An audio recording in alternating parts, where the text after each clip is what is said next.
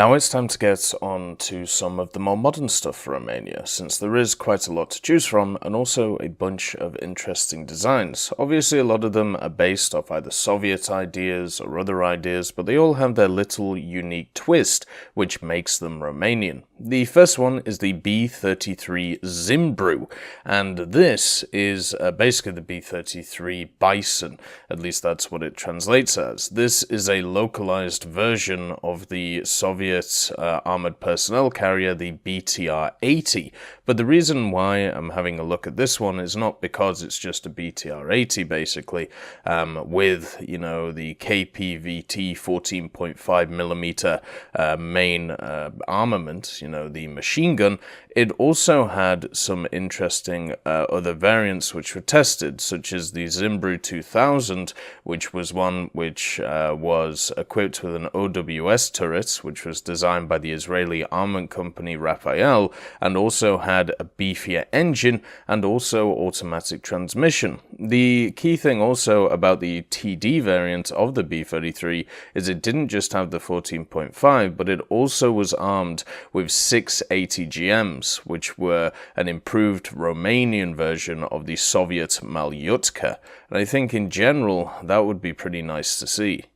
The CA-95 is the next vehicle we're going to look at, and this would be for the AA portion of the more modern stuff for Romania. Now understand that Romania could get a Gepard, they could also get the Gepard R, which is an upgraded version, and also stuff like the ZSU-57-2. So for gun AAs, they're pretty much set if that was an issue. But the reason why I wanted to focus on this machine, the CA-95, is because it's indigenous to Romania itself. It's actually based off the TAB-79 amphibious vehicle, the TAB-79, and this one is actually widely used and also domestically produced when it comes to Romania itself. And another thing as well is the missiles that this thing can carry. It can carry 4 infrared guided surface-to-air missiles, which have a decent range to them, nothing crazy, but good enough. And generally it can engage low altitude targets at a maximum of 4,200 meters of height, but it's most effective against targets which would be located at an altitude between 30 and 3,500 meters. So this thing would be very similar to other machines we have in game when it comes to the general idea of AA defense, but it wouldn't be able to do anything against ground units, so you'd have to pretty much just leave it as an AA and maybe give it scouting. It does have a secondary of a 7.62mm PKT though, so maybe you can deal with Type 93s, but that's really about it. The next vehicle I want to have a look at is the MLI-84M the Jderul. Now this was a Romanian and also Israeli combined vehicle with ideas from both nations, but first of all we have to start off with what is the MLI-84. The MLI-84 is derived from the chassis of a BMP-1. What is interesting about the MLI-84 is they took a BMP, they lengthened it, and then they also gave it a better engine. So the standard MLI-84s are just a long boy BMP, specifically the BMP-1 that we see from the Soviets. So if you wanted to add in that, I mean you could, but I don't think it's that interesting, you know, since we already have a bunch of BMPs in the game. The MLI-84M1 though is where it gets really interesting. Basically it's a modernization of the vehicle, and it was fitted with a new Israeli OWS-25R overhead mounted gun, which had a 25mm Oerlikon KBA autocannon in it, and also 2 9S415 ATGM launchers. It was also equipped with 2 banks of 4 81mm smoke grenades, and also it had a bunch of new weight to it, unfortunately, but because of that, it was given an even more powerful engine. The new engine was the Caterpillar C9 engine, which gave it 396 horsepower, which is the same engine that you can find on the Moag Piranha 3 IFVs, which are used with the Romanian land forces at the moment. So the fact is, this vehicle is more beefy, it is a bit heavier, it has access to a better engine, but the main thing is it gets access to a 25mm Oerlikon and also ATGMs. Have a think about the BMP-M that we have as the squadron vehicle for the Soviets. This is kind of its equivalent, but for the Romanians. And I think it would actually be really cool to actually see. The launcher itself as well, the 9S415, isn't just, a single use like launcher. It's able to fire many different missiles. The Malyutka, the Malyutka-M, the Malyutka-P, and also many different variants of it. Also, you could have different ATGM launchers mounted to it as well if you wanted to. You could have an ATGM which could fire Yugoslavian 9M14 2Ts, the Malyutka 2Ts, or even one which could fire the Spike anti-tank guided missiles instead of the Malyutka, which of course would be very, very nice if you know about the Spike missile. Overall, the fact is Romania did take a lot of vehicles and change them and modify them and then add stuff to them. This is a great example of one of them. The next one is an artillery piece, but I think it has a place in the game just because of what it was able to fire and also its cool story, really. This is the Model 89. The Model 89 was technically the first self-propelled artillery piece that the socialist Romania actually was equipped with. Basically, in 1978, the Romanian Command of Artillery was tasked to create a domestically produced modernized artillery piece. So once again, a vehicle which would be designed in Romania, be indigenous to Romania, and used by Romanians. And what it did is it took two similar ideas and merged them together. Basically, the MLI-84, which we talked about before, which is the lengthened BMP-1 that Romania built with a more powerful engine, and also the 2S1 Gvozdika, or Gvozdika, I think it is. And this was a machine which was used all over the place by the Soviet Union, and I could definitely see in game at some point. It's very similar to the Model 89, apart from the fact that the chassis is different, but the general ideas do hold. The Model 89 had access to a 122mm, something which of course is very powerful. The A565, it also could fire heat ammunition, illumination rounds, HE, and also smoke rounds, which would obviously be very useful. It had a gun depression of -3 and a gun elevation of 70. And since it was based on the BMP-1 chassis, which eventually became obviously the Romanian MLI-84, it was able to be amphibious and it was able to move around the place and have a pretty good time of it. Actually, I'm unsure about the amphibious nature of it just because of the heaviness of the turret, so I might be wrong about that. But the main thing is Romania built a cool artillery piece, a cool howitzer which could fire very far and also use many different cool rounds, and I definitely think it should be in the game just because of that.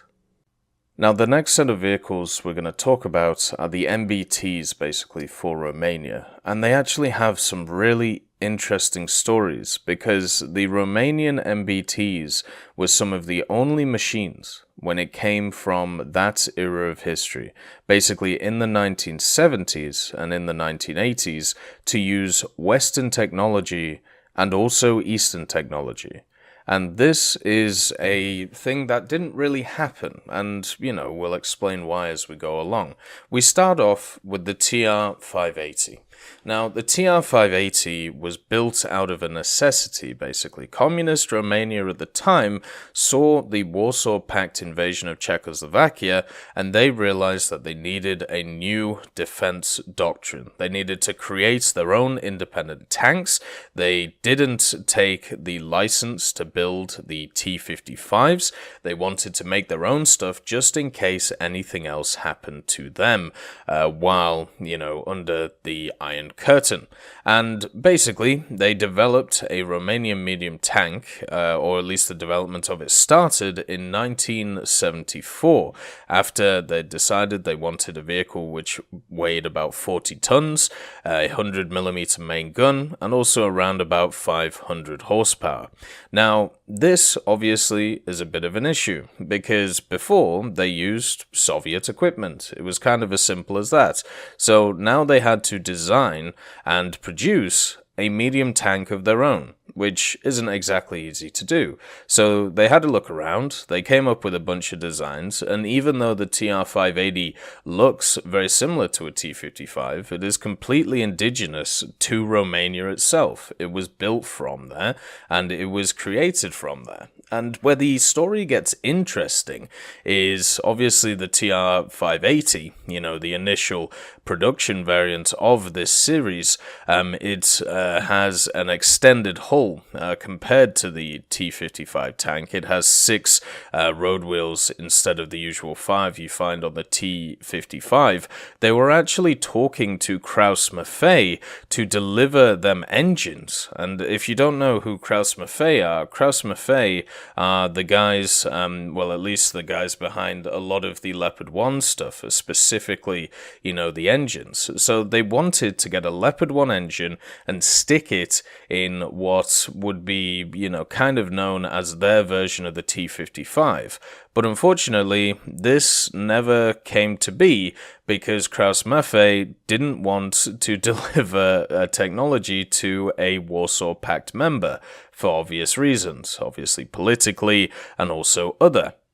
So instead, what they had to do with the TR-580 is they had to stick a V55 engine in it from the T-55. So they actually took that engine, stuck it into their new vehicle, and even though, a lot of stuff from the TR-580 was very similar to the T-55, it was one of the first Romanian-built indigenous tanks of that era, and it gave them a lot of stuff that they could go forward with and a lot of stuff that they could use in order to be able to create the next variants in the design. But the weirdness doesn't stop there when it comes to these Romanian MBTs. So after the TR-580, the TR-77-800 was designed. Now, the major difference between the 580 with its 580 horsepower engine and the 800 was, of course, the size of the engine. The first idea was to be able to get a Leopard 1 engine, which would have given them 800 horsepower. So they decided that they were just going to kick on with that, but instead they were going to domestically produce a 800 horsepower engine. But the reason why this story is interesting is because in 1974, Romanian engineers were trying to reverse engineer an 800 horsepower MTU Leopard 1 engine and transmission, but unfortunately they weren't able to get it done. It was too complex at the time, and unfortunately they just couldn't get it sorted. But there was some individuals from a research institute, the ICSITEM, who had created a hydromechanic transmission, and also there was talks that they would be able to build an 800 horsepower engine on top of this, and they finally did it, which is kind of interesting. And the new tank was officially known as the TR-85-800. The reason why it was called this is because obviously it was the tank built in 1985 with an 800 horsepower engine. Pretty much as simple as that. It had a maximum output of 830 horsepower, and the suspension was redesigned, and the turret was also redesigned, even though bearing a strong resemblance to the T-55, was completely indigenous and was completely different from it, at least from the internals. And when it comes to the Leopard 1 engine and how they were being able to reverse engineer it, there is one individual called Ion Mihai Pacepa, and he was a 2-star Romanian Securitate General, and also the highest ranking intelligence official to ever defect from the former Eastern Bloc. And he wrote a book called Red Horizons, Chronicles of a Communist Spy Chief, and he claims that the engine technology of the Leopard 1 was obtained using spy rings and confidential assistance from the Federal Republic of Germany. So you can see how interesting the story is for this vehicle, and also at the same time how it is a marriage between Western technology and Eastern technology at a time where that just didn't happen, and it's really interesting to see it happen and would be lovely to see in War Thunder. The TR-85 story doesn't stop there though, because in the 90s it was decided that they were going to modernize their versions of them. So they created the TR-85M1, the Bizunal, or the Bison as it was known. This started in 1996 when 2 prototypes were built of the machine. Now, one thing I didn't mention earlier, which I probably should have, just for clarification, when talking about the TR-580, which is obviously the first indigenous Romanian vehicle, is the reason why it was very similar to the T-55 is because the Romanians at the time were using T-55As, and also they did modernize the T-55As as well into the AM1 and also the further variants of it. So that's why they had that basis of the design. Now, looking at the TR-85M1, the vehicle itself has some add-on armor onto the turret. It has improved armor on the hull. It's also the general idea of the modernization program was to upgrade the TR-85 to NATO standards when it came to firepower, protection, mobility, and also even communication systems and the reliability of the engine, the transmission, and the braking system. Because one of the issues they did run into with the TR-85 is they found in early tests of it, at least, it was very mechanically unreliable as a vehicle itself, which is obviously not a great thing. The M1 variant also has the 100mm A308 rifled gun. This can fire 4 to 7 rounds per minute and carry 41 projectiles on the vehicle itself. It can also fire APFSDS and all of the other wonderful shells that you can find, and also has access to a 12.7mm pintle mounted gun and a 7.62mm coaxial. And at the same time, it does have a 3rd generation FCS on the vehicle, which is pretty awesome, and I'm sure has all of the bells and whistles to go along with it. Obviously, with the TR-85 in general, just being a complete modernized version of it should be really nice, and probably the end of the line vehicle for the Romanians. I don't think it'll be a 10.7, but it'll be close. And anyway, that is the Romanian tech tree advocation. There's a lot more vehicles that could also be added that I haven't talked about, but I thought I would just focus on the main ones for you guys, just to give you kind of a taste of what has been, going on in Romania. There are some that I left out, such as the TR-85M1 MTU, which is basically just an M1 with a 1200 horsepower Iveco engine. But understand, maybe in the future, if Romania gets added as a subtree, maybe we'll talk about these vehicles a little bit more. I hope you all have a wonderful day, and I'll see you next time. I'd just like to thank Teddy, John Ryman, Universe, Conte Baraka, Trigger Hippie, Eugens Terry, Ambrosius McClellan, Daniel Stanton, Martinez, B. Young, Hosest Kishol, Hans, Barine, and Samuel Schlick for supporting the channel.